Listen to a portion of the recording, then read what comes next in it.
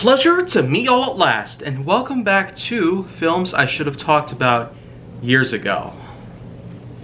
And let me tell you, it's ironic that a lot of titles are certainly getting talked about right away, and yet there are a bunch of newer titles that I will also be, well, getting to in a moment. But for right now, let's go on ahead and talk a little bit about something that had come by quite some time ago. I'm not really going too recent in terms of how films are, and more importantly, with some that I have yet to talk about still, after all this time that I have not done so. So with that, let's go ahead and talk about the third film in the Mummy series, called The Mummy: Tomb of the Dragon Emperor. The third in the series, but it was the first that basically came out after a while, 6-7 years after the sequel, The Mummy Returns. But yet, it still does pretty much keep in continuity with the franchise as it is. 1999 was when The Mummy first began. Took only 2 years to get a sequel, and then another 6 years had to pass by before we got ourselves a third film. And then, of course, 9 more years came by before the series was rebooted in 2017 with Tom Cruise as its star. But in this instance, this is the one that stars the same old Brendan Fraser, whom we'd already remember from things like George of the Jungle, Journey to the Center of the Earth, and likewise. The Mummy was one of the best that Brendan Fraser was a part of. And in this instance, of course, Tomb of the Dragon Emperor does keep in the continuity with that series in mind. This was, of course, before the reboot was around, but again, it does star Brendan Fraser, plus many of the other actors that we've known. This film does, in fact, have a different tone in comparison to the other two films, though, when it comes to The Mummy in general. Of course, we all remember that The Mummy itself was kind of a reboot in its own right when it was based off the classic 1932 Universal film of the same name, called The Mummy.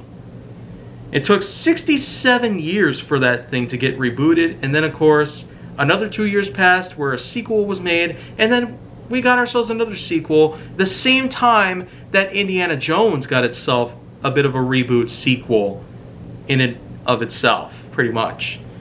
2008 was a pretty big year when it came to, well, creating different reboots and the like, but also creating a bunch of other films out there. I will admit that there are certainly plenty of others that I will have yet to talk about in this particular case, but I'm getting to those. But let's go back to Tomb of the Dragon Emperor. Tomb of the Dragon Emperor is pretty much what you think about it. It's essentially a bit of a story that talks a bit about the Dragon Emperor, an ancient being of magnificent proportions.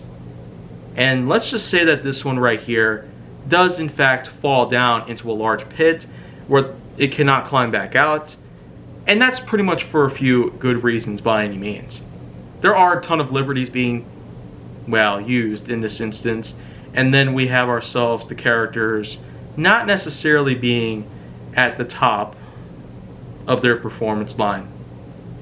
Sure, when you take a look at the other two Mummy films, The Mummy 1 and The Mummy Returns, both of these films do exactly what you think they do.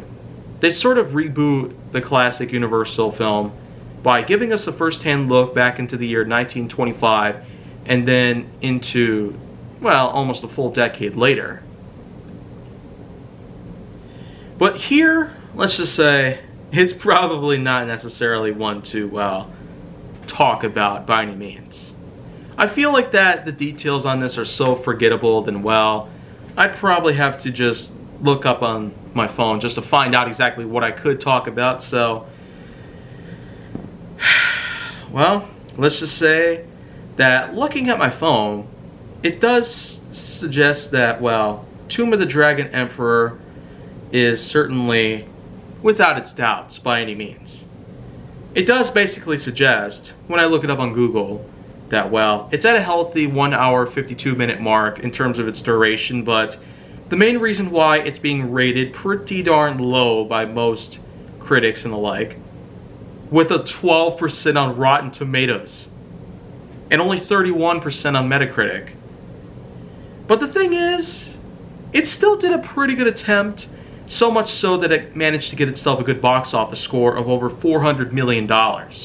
Nearly 3 times the budget.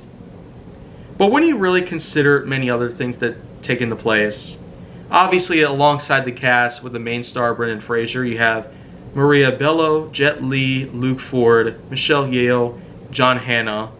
But I guess some other things would pretty much take place is that, well, Rachel Weisz does not even make an appearance. Like, what happened here? So anyways, yeah, it's certainly a flop. I can probably understand why this is certainly forgettable by any means, but this was certainly, well, quite a bad situation. It's almost a complete and total wonder why there was never a Mummy 4. But, you know what? I guess that probably is for the best. They know when to stop. So, by ending it at 3, kind of like with most franchises, and not going for a 4, it probably was the best idea they could have possibly done. Just to avoid pounding the franchise into the dirt beyond recovery.